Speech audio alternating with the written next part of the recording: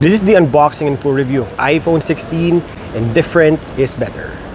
The base model iPhone is pretty much the less celebrated iPhones every release, but people will always look for a smarter and cheaper options, and so this phone will always be on the conversation.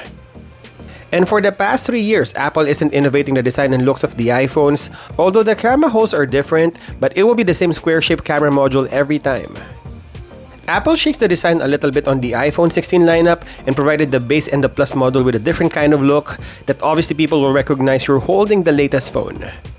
But with everything it offers minus the Pro features, is this iPhone worth it? This iPhone 16 unboxing and full review, and different is better.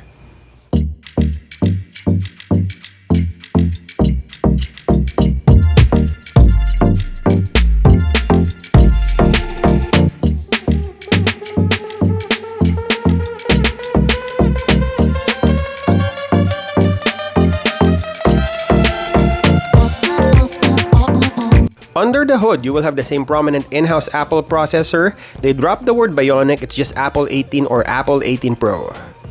They have the same 3nm chip with the hexa-core CPU. They don't talk much about the speed of the iPhones. They would just say 25% faster than last year, but they don't really talk about the numbers anymore. The Pro version might be better in terms of gaming because it has 6-core GPU as opposed to 5-core GPU of the base model, but in terms of general performance, you probably won't notice the difference. I mean, even in multitasking, you will have 8 gigs of RAM from the base model to the Pro version, so you wouldn't miss that much if you're switching from one app to another. And definitely iPhone 16 will crush gaming because even the A16 Bionic 2 years ago will still have ultra graphics and settings on heavy games, so imagine A18. I just noticed that the screen is not as fluid as the Android competition, not because of GPU or CPU, but because of the 60Hz refresh rate. But other than that, I never felt any hiccups with this phone using it for the past few weeks.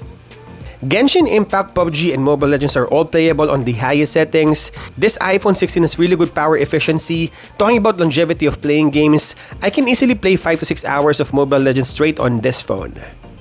Switching between my social media and video streaming platform, I didn't notice any reload, so even with only 8 gigs of RAM, multitasking works really well with iPhone 16.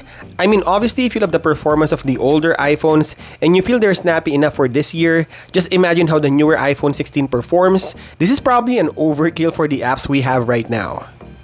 The camera performance is pretty much the same as last year's iPhone 15. I couldn't feel a lot of difference in terms of image and video quality, to be honest. I mean, if you don't have the last year's iPhone 15 and you have the older models, yeah, you might want to consider buying this new iPhone. But pretty much the story of the new iPhone 16 to Pro Max is the camera controls. I think it's a major step up for content creation because creators like me will move more and more with these types of devices because of the portability and dedicated controls to adjust the camera settings. But get ready, you might have a learning curve on using this iPhone. It has the same sensor and camera features on the main sensor with a 48-megapixel f1.6 with dual face detection, autofocus, and OIS, but the 12-megapixel ultra-wide is a little bit faster this year. That could also mean better night shot photography. Still, you wouldn't have any 8K video recording that you would get on an S22 3 years ago. Apple is lagging behind on this category, and I don't expect that they would throw anything like this because of the limited 128GB storage on the base model, but iCloud is always an option. The selfie is practically the same as last year's, and I really hope this year they would provide better selfie shooter for content creation. Hey, combined with the new camera controls, but I guess we have to wait for a few more iterations, those subtle upgrades over the years. Checking the image quality, the colors are warm and saturated. Feels like any other iPhones you would see on the market. We will test this more on our camera comparison video, so stay tuned. And also the video quality is almost the same as last year, but one thing is for sure, you will have the best video quality on any smartphone if you purchase iPhone 16. Here, let's take a quick look on the video quality of the new base model. This is the selfie video recording in 4K 30 FPS. I think the quality of the video of the selfie camera is the same as iPhone 15. So you really have good dynamic range. If you're actually using an older iPhone, then you might need to step up on this phone. But if you're using last year's model, again, it will have the same feature or quality on the selfie camera. Now we're testing the rear camera of iPhone 16, and we're using the control feature to zoom in and out of the video. I think it's pretty cool for vloggers or anyone who will be using this phone for video I think this is so much better than using zoom on the screen.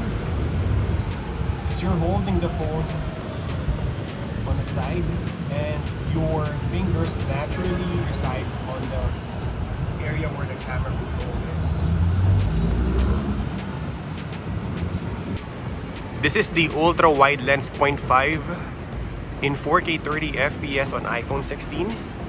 There's no barrel distortion on the ultra wide lens. Again, the video quality is really good on iPhone 16. Then you got the main sensor 1x.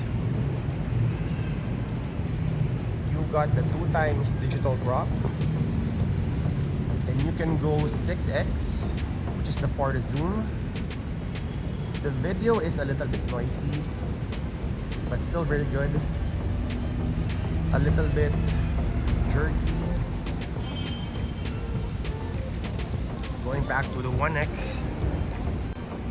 This is the low light video recording of iPhone 16. This is the ultra wide. So this is the quality of the main sensor. Then ultra wide is a little bit darker. Then you also have 2x digital zoom, which is a little bit noisier. Again, the main sensor and the ultra wide lens. All right, let's take some pictures now.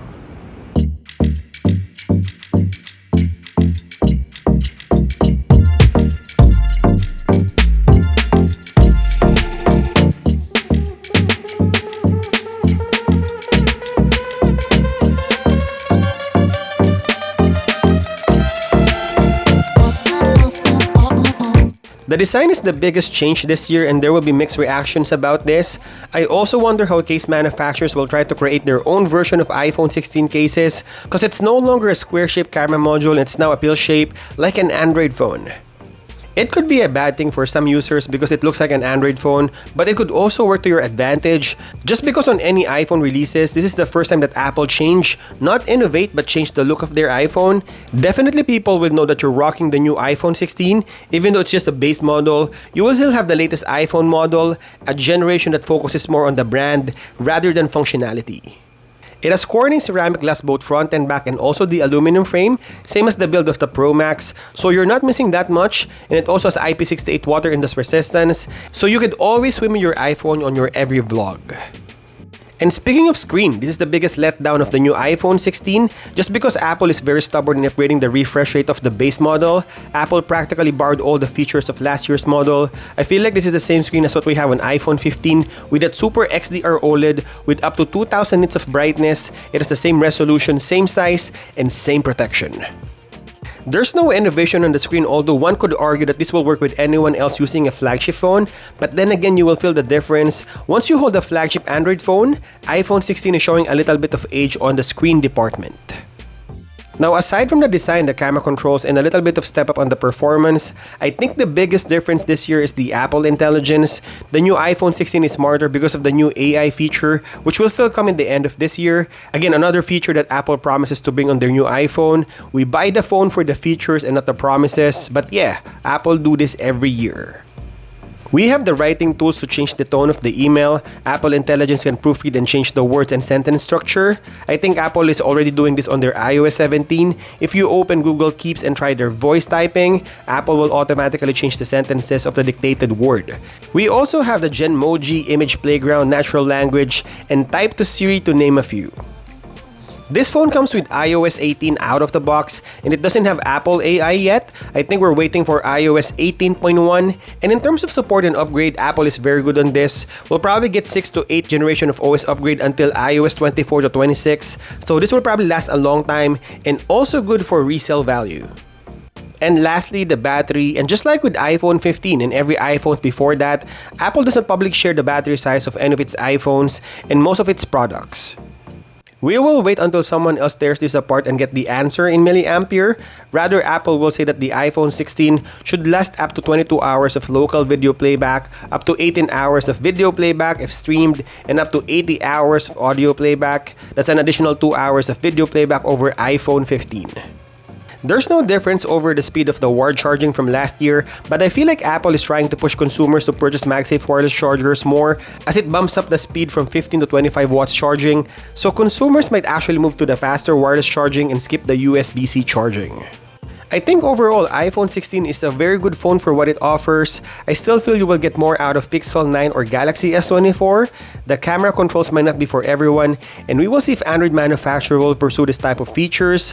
Obviously, Apple is trying to jump to the AI game with Apple Intelligence, but with its faster processor, recycled camera and screen, and the newer design that definitely will tell the difference from the older model, the base model iPhone 16 is probably a good choice because looking different and standing out is better.